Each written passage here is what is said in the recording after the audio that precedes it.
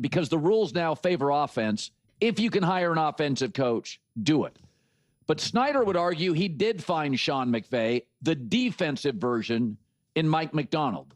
Handsome, fit, smart, intense, a culture builder, pro player, but tough on players.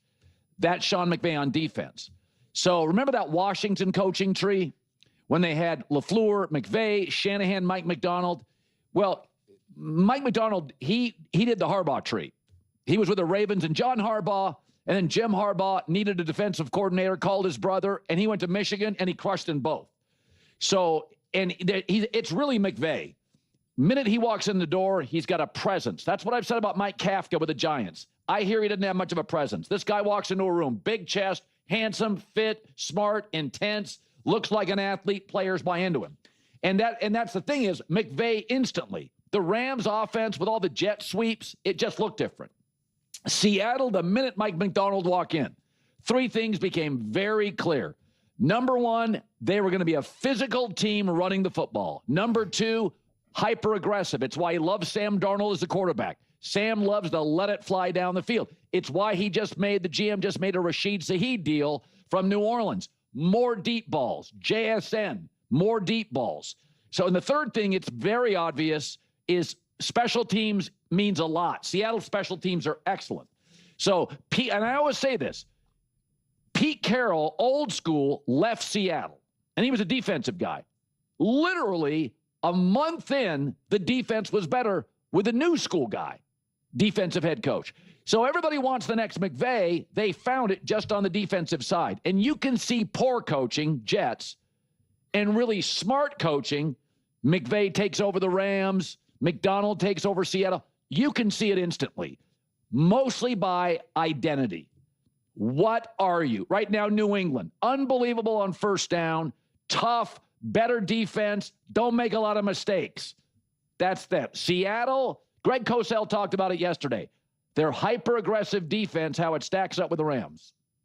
You're dealing with the two defenses that stunt the most of any team in the league. They don't necessarily blitz a high percentage, but they're very aggressive with their multiple stunt concepts, and they've got a lot of defensive linemen up front who are very good at that, whether they're penetrators, whether they're loopers, and that's how they generate pressure, and they're very aggressive. And I think an overlooked player is the rookie for Seattle, Nick Imanwari, who's being used by Mike Macdonald, kind of the way he used Kyle Hamilton in Baltimore. Yeah, it's back end to the front. Seattle is the real deal. They've been a bit less efficient, a little more reckless because they take a lot of shots down the field. You know, Puka doesn't go down the field deep that often. JSN does. They're not reckless. They're aggressive. They're assertive. And that's what my take is here about what separates a defensive head coach from the rest. Because I agree with Colin in a lot of ways of like wanting that offensive head coach.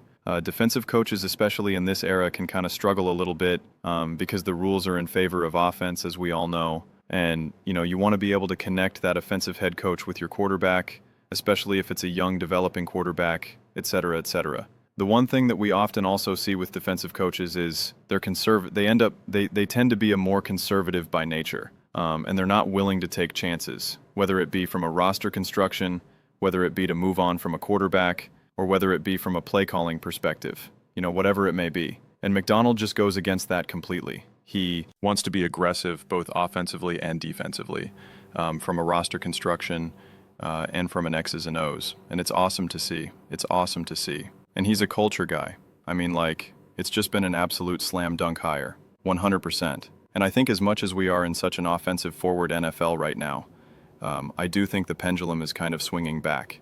And it's just very obvious that right now, and I'm sure this will change eventually, once everyone kind of catches up a little bit.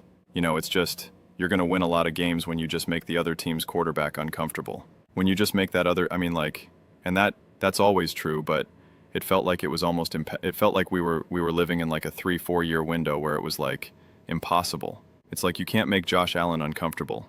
You can't make Patrick Mahomes uncomfortable, you know? Can't you find ways to make them uncomfortable? And now it feels like, oh no, we can. We know how to. We know how to take away some of the off-script plays of these guys. Yeah, they're going to burn us every once in a while. Yeah, they're going to be able to let one rip. And yeah, they're going to be able to scramble and, either take off with their legs or buy some time. But when we make the other quarterback uncomfortable, we're going to win a lot of games. We're going to win a lot of games. And think about even the Philadelphia Eagles, how they dominate the Kansas City Chiefs. It started with them dominating defensively. It was like, you can't do anything against us. We can score, we can move the chains, we can force extra possessions. But if you literally can't score, then you literally cannot win. If you literally can't get first downs and move the ball past the 50-yard line, cannot beat us. You cannot beat us. Why did the Bills lose to the Chiefs? Well, because the Chiefs were able to move the ball. Patrick M was able to make big plays. Andy Reid was able to wheel and deal and do what he does. There you go. Boom. Done. Why were the Commanders able to beat the Detroit Lions? They were able to move the ball. They were able to make Jared Goff uncomfortable. Boom. Game over. Why did the Eagles beat the Washington Commanders? They made Jane Daniels uncomfortable the entire game. They forced, 3 or 4 turnovers. And then the Eagles, you couldn't stop them. They were 7 for 7 in the red zone. It was like, you can't stop us. We can stop you. It's game, set, match. It's over. Done. See you. Goodbye. It's that simple. Why are the Eagles not winning as dominantly as as they did last year? Because they're being stopped more offensively. So we are seeing this pendulum swing. And why are the Eagles able to still continue to win? They're getting some big stops. They're getting some big moments. They're disrupting, forcing turnovers, whatever it may be. And so that's why right now we see the Seahawks as such a complete team. I see the Seahawks as such a complete, I shouldn't say we, because there's still lots of people who doubt what they got brewing here. And yeah, gotta focus on us, not noise about Rams. Even a comment like that is a great comment by McDonald. It's just, the Seahawks have a lot to show this weekend. And we haven't been able to see this team play, in the biggest moments, at the highest level, against the best competition, and be at their best. We've never really seen it because this is the first year where Sam Darnold, Clint Kubak, etc., right? And so, this is now the moments. We saw it against the Bucks, where it was this big back and forth, but the Seahawks made mistakes. Bizarre play calling in terms of some trick plays, which still makes me so mad. I try not to think about it, but it was just so bad.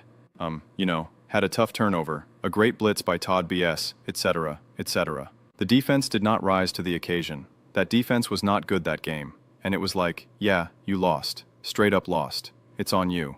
Definitely. And from that point on, they've been in a position to take care of business every single time.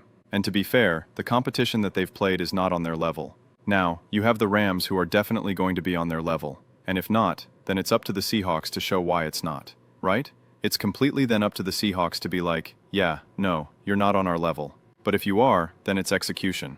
Execution. Execution. What can this defense do to make Matthew Stafford uncomfortable? What can this offense continue to do against now a high-level defense, and that is what you know? Because cons are, these the best 2 teams in the NFL, and it's they're certainly playing like that. Absolutely. Which is what I've argued, all season long.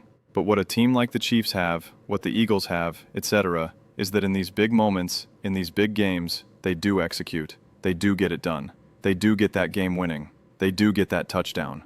They do convert when they need to. And that is really the one missing link that the Seahawks have not shown yet. And again, not because they can't, it hasn't presented themselves. And even if we kind of look at it, they kind of had a little bit of a moment of that against the Cardinals. In the first, in the first matchup against them. I think that was a Thursday night game, if I remember correctly. Watching that, it's well, that was against the Cardinals.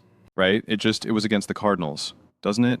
It's great, and it's awesome, and it shows you the potential, but was against the Cardinals. Gotta do it against the Rams. Gotta do it against the Eagles. Gotta do it against the Chiefs, right? Gotta do it against the best. That's how it works. That's how it works. The Eagles going up against the Chiefs this year. Now, Jalen Hurts had to throw. That game was a really ugly, weird, kind of low-scoring-ish game. Just 2, obviously, teams that have played each other a lot, and obviously, the biggest moments, literal Super Bowls. And it was just can you make that play? In a gotta have a moment. Jalen Hurts was getting housed by like 12 Chiefs player. I mean, it felt like the whole team was on top of him. And he throws it. Devontae catches it, takes it down. Boom.